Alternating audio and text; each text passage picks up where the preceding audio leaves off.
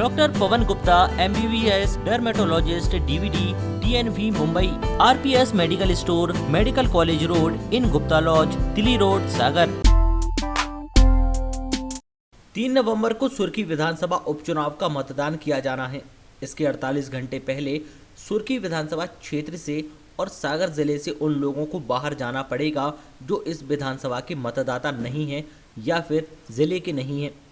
सागर SP के प्रतिवेदन पर कलेक्टर ने जिले में धारा 144 लागू कर दी है।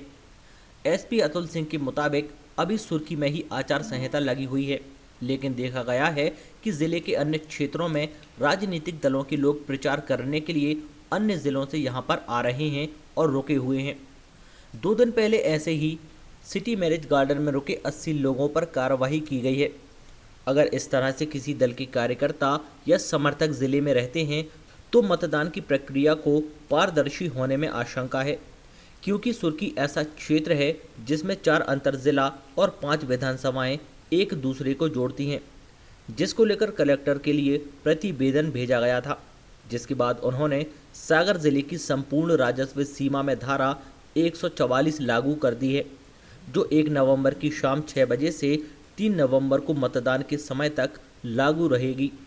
हालांकि इसमें कुछ शर्तों के साथ कई लोगों को छूट भी रहेगी, जिनमें व्यवसाय, स्वास्थ्य संबंधी, शिक्षा को लेकर ही दूसरे जिलों के लोग आ सकते हैं और उन्हें भी कागजात दिखाने पड़ सकते हैं।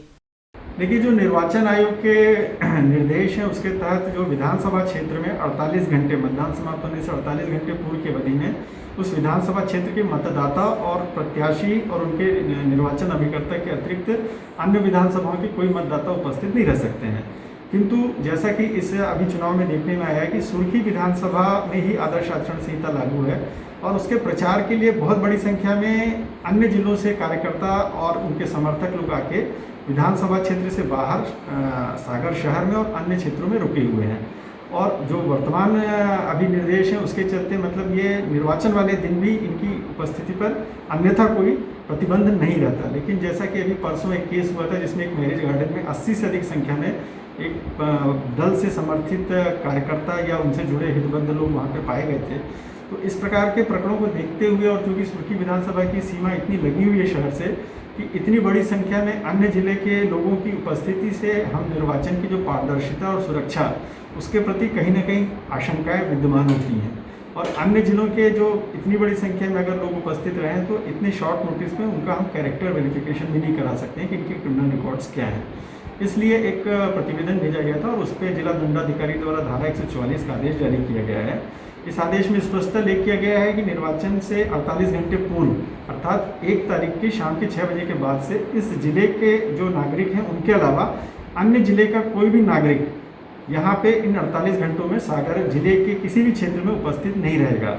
उसमें कुछ कंडीशनल एग्जम्पशंस दिए गए हैं कि जैसे जो व्यक्ति अपना व्यवसाय की गतिविधियों से रेगुलर आते जाते रहे हैं, जिनका कोई स्वास्थ्य संबंधी इलाज चल रहा है, जिनके कोई यहाँ एजुकेशन चल रहे हैं, उनको ये छूट है, लेकिन अगर ज़रूरत पड़ी तो उनको अपने ये डॉक्यूमेंट्स दिखाने पड़ेंगे।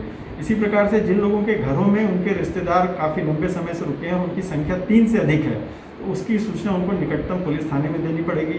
जितने भी मैरिज गार्डन और निजी स्कूल और खुले मैदान में कोई कार्यक्रम होते हैं तो उसमें अगर कोई बाहर के व्यक्तियों का आमंत्रण है तो उसकी सूचना उसको पुलिस को या जिला दंडाधिकारी के जो उनके विभागीय दंडाधिकारी उनको दिया जाना अनिवार्य है। अगर इसका कोई वायलेशन करता है तो उसके विरुद्ध धारा 188 के अंतर्गत कार्रवाई की जाएगी और गिरफ्तारी की जाएगी।